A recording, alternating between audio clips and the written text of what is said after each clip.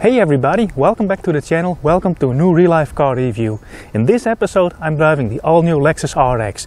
This is the Lexus RX 450 H Plus President line, meaning this is the plug-in hybrid version in the most luxurious trim level. Let's start off by having a peek in the engine bay. It's a large hood, but it's aluminium, as are the front fenders. Gas struts, but it's something you can expect from this class of vehicle. Prices starting just over 80,000 euros. As tested, this car is almost 98,000 euros, and the prices for the RX go up to 131 euros, but then you get the sporty top version, the 500h. First, the 350 and 450h, they have exact the same drivetrain, same power output, but the combined system output for the plug-in version is higher, and that has everything to do with the larger battery pack. The 18.1 kilowatt hour battery pack lives under the car floor, and it can supply so much more power over a broader rev range, so that the electric motors offer more support over a large rev band, resulting in a higher combined system output. The 350h has a power output of 250 horsepower, whereas the plug-in version gets 310 horsepower. As mentioned, there is the 500h version of this car that has a completely different engine. The 350 and 450h get a 2.5 liter 5th generation hybrid synergy drive, and the 500h gets the 2.4 liter turbocharged hybrid, but that is mated to a 6-speed gearbox, and I'll blink in the power outputs of the electric motors and the ICE in screen over here. Yeah, the 500h has a much higher power output of 371 horsepower. Well, having a peek on the engine bay, I always have something to whine about the under bonnet design of these cars, especially the Lexus NX. Found it a bit messy, but at least we have a nice engine cover over here, and there are a lot of panels covering up the metalwork, and that has everything to do with the fact that this is a huge engine bay. You could easily stuff a twin turbocharged V6 in here, but well, this 2.5 liter hybrid powertrain also fills up the engine bay quite nicely. Let's close up the hood and have a quick peek in the cargo compartment. I really like the design of the rear of the car with this sloping rear window. It's not trying to be a coupe SUV, and that's a very good thing. One thing I do like is that it has a rear wiper, but it's hidden under the spoiler, and the wiper itself covers quite a large area of the rear window glass. That's very nice. Also, this light band that connects the left and the right tail light is very nice, and there's a very nice design in here. So let's open up the trunk. Since the battery for the plug-in hybrid system lives under the car's floor, it doesn't eat up anything of the cargo capacity. I'll blink the numbers in screen. This car comes with that nice basket, the same thing that we saw in the Prius plug-in hybrid. And it has an electric system to fold down the rear seats, which works really nice, and it can also be used to recline the rear seats. It is a bit slow on the other hand, so it takes about over a minute to fold the rear seats down and back up. It's quite slow, but anyway, there were complaints that the trunk lid was slow to open, but Lexus improved that since the last RX. So with that, let's have a peek in the beautiful interior. Alright, getting into the Lexus RX President line. Of course, it has the typical Lexus easy ingress and egress function. When you switch on the car or switch off the car, the steering wheel and the seat retract, and once you get in and start up the car, power up the car, they come toward you and get you into your preset driving position. It has a seat memory, of course. There are 3 memories for both front seats, and this has a 10-volt electric adjustability on the driver's seat. One thing I like really much is that you can extend the front seat, so you have a lot of support under your upper legs. And normally I like to adapt a somewhat active driving position, but I find myself in this car I like a bit more reclined driving position, and it has everything to do with the comfort of this car. put that aside. Currently I have the radio switched off, of course, for recording, but this is the one and only car where I drive with the radio and the audio system on all the time, because the President line comes with a 21 speaker Mark Levinson audio system, and it's unbelievably good. I think it's by far the best audio system I have ever heard, and I'm very impressed with that. It's only available on the President line. It's not available as an option on the lower trim grades, and between the lower trim grade and the President line there is a €6,000 price difference, but I think the audio system alone is worth that price difference. But what else do you get in the President line? 10-volt adjustability on the driver's seat. There are 3 seat memories for both front seats. A lot of suede all over the interior. I have a huge panoramic sunroof. That is wood inlays. This is bamboo wood, and it looks artificial, but apparently it is real wood, and I think it works really well in this interior. This color is called dark sepia, I believe. I'll blink it in screen just to make sure. But yeah, the build quality, the use of materials, it's really great. And yeah, this really is what I expect from a Lexus, especially one of the higher range models in the lineup. I'll talk more about this interior in the driving segments. Let's have a quick peek in the rear to see what life is like for the rear passengers. Well, as you may expect from a car in this range and price class, the rear passenger space is just fantastic. I like the seating position, especially that the seat is quite high up in relation to the car floor, so we have a lot of support with your upper legs. You can use this button to recline the seat back, which is really nice. There are also buttons over here on the front passenger seat to adjust the front seat to create more space if you're sitting on the right hand side. The rear is a separate climate zone, so you have your own controls for the climate control. The rear seat is heated and ventilated, which is very nice to have. 2 USB-C outlets. Yeah, they didn't save any money over here. This is a really nice place to be, as you may expect. Well, of course, let's see what lives in the armrest. A very fancy cup holder, and yeah, a smaller compartment, but the fit and finish and the materials used in this rear are exceptionally nice. Now, of course, we do the window test. As you may expect, it's huge. The windows are quite dark in their tint, and it's a very grey day today, but that makes this interior a bit dark. But of course, you can open up this large sunroof, and we have a sunscreen if need be. Yeah, all in all, I wouldn't mind spending 1,000 kilometers in the rear seat of this car.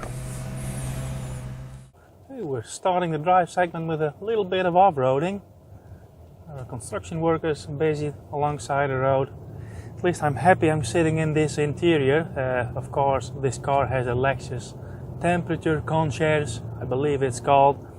And what it does, it senses your body temperature. And I get in, I start the car, the heated seat immediately starts working, the heated steering wheel starts working. So yeah, I feel right at home in this car. Another thing that you'll immediately notice when you close the door, you're completely separated from the outside world. You're in a nice, cozy, warm, protective cocoon. And that really adds to the luxury sense that this car gives. This being the plug-in hybrid, it's currently in hybrid mode because the hybrid battery is almost depleted. It's at 25% charge. So then it automatically goes into hybrid mode. And I must say that the electric range of this car is in reality a bit higher than the brochure states. So that's an understated figure. It says 65 kilometers on a full charge, but now it's 10 degrees outside. I'm using the heater even when the car is in EV mode. And then I'll have a range of 69, almost 70 kilometers. That's very good. And I've been driving this car a lot because I really enjoy driving this car. The fuel consumption I get is around 16 kilometers per liter. So I'll blink in the different translations in screen. So with the car in hybrid mode means that the combustion engine is running a lot, but it's very well isolated. only under full throttle you can hear the engine buzz every now and then, but overall this is a very laid back, quiet drivetrain. And as you may expect from a Lexus, this is as I mentioned, a very quiet car. Oh, that's one of the benefits of this infotainment system. The speed sign recognition starts to beep, but you can switch it off via this infotainment screen instead of using the buttons and walk through a load of menu settings where it's several levels deep to switch off the lane departure warning and the speed sign recognition like in the Prius. This is much better. Another thing of the President line, by the way, is that it's the only trim level that comes with this driver monitoring system. And well, these systems are mandatory as of next year. I mentioned that a lot. And they come in different variants, some very bad and some not so bad. This one being one of the latter category. Now it says that I have to focus on the road, but as you could have seen, I'm watching the road. What I wanted to say is that when you have sunlight, direct sunlight coming from the driver window or the passenger window, and it hits this little camera over here, it can't see my face, and that's when it starts beeping. You have to ignore it, but I have had worse driver monitoring systems. It can be switched off, by the way, but like in every other car, you have to do that every time you start a car. Another thing where you have to use this infotainment screen for is to access the different drive settings. It has normal, sport, eco and custom. I've been driving in normal all the time. I haven't tried sport because I like this car best in a relaxed driving style.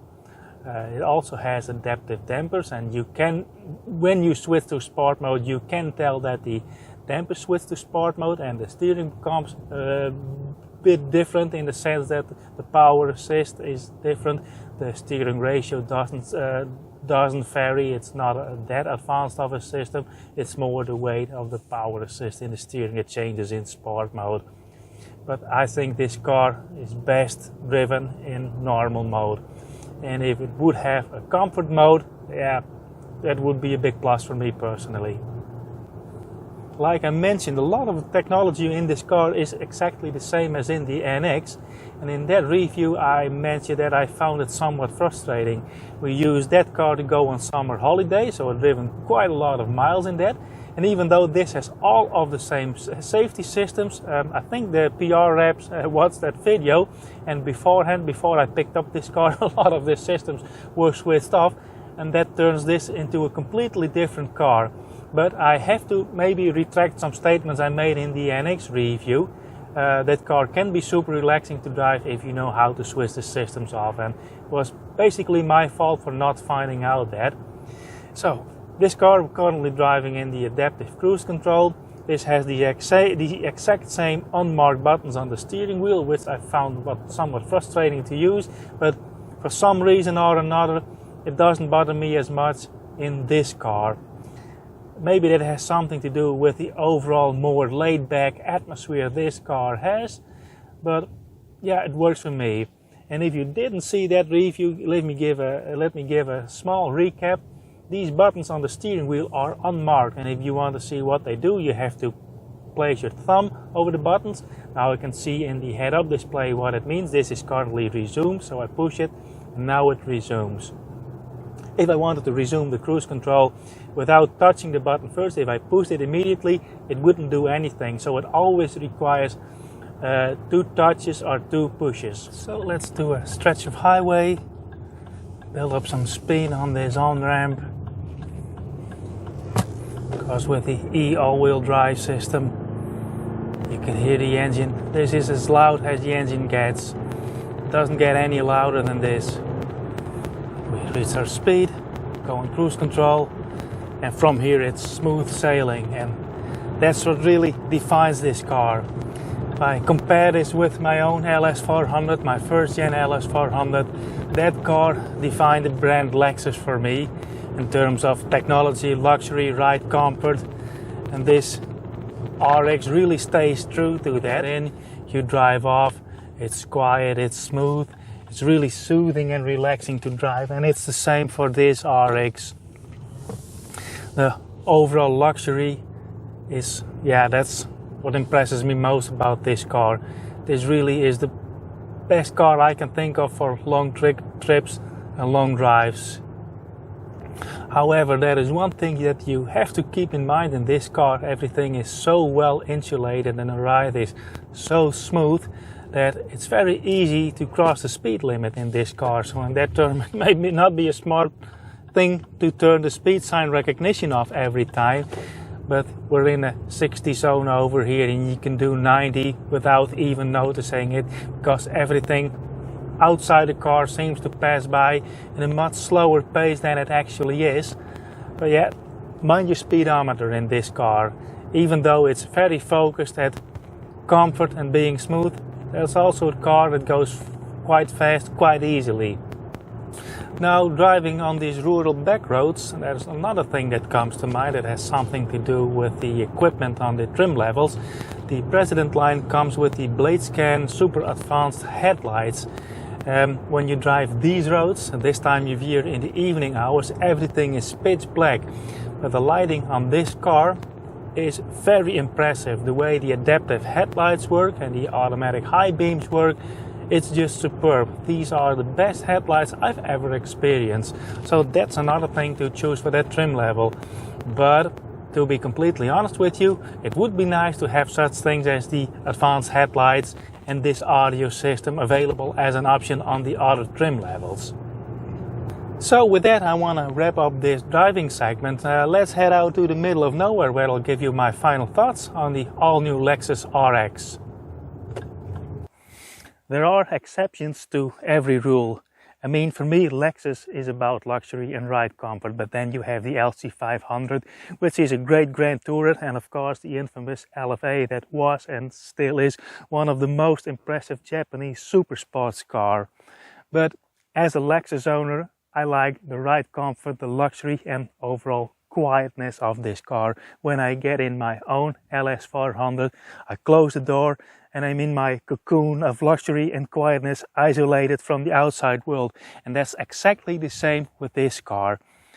So the RX really stays true to the original brand values, and I like it very much about this car. Of course, this is a 100,000 euro car, so I'd better be impressed with it.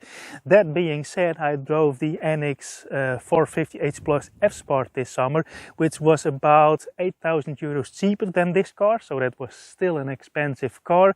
But I had somewhat mixed feelings about that car, and when I picked up the RX, I had the same approach with the mixed feelings, but the first meters I drove in this car, I could feel this is an entirely different animal, and this is a real Lexus, of at least what Lexus should be in my humble opinion. It's a bit of a pity that you can't get the nice Mark Levinson audio system in the lower trim levels, but that being said, all of the things this car has work for me. All the technology works without getting gimmicky or being somewhat of a gadget. So there isn't really anything that I could scratch off the list and go for the lower trim level. That also goes for the active blade scan headlights, which are the best headlights I ever experienced on a car.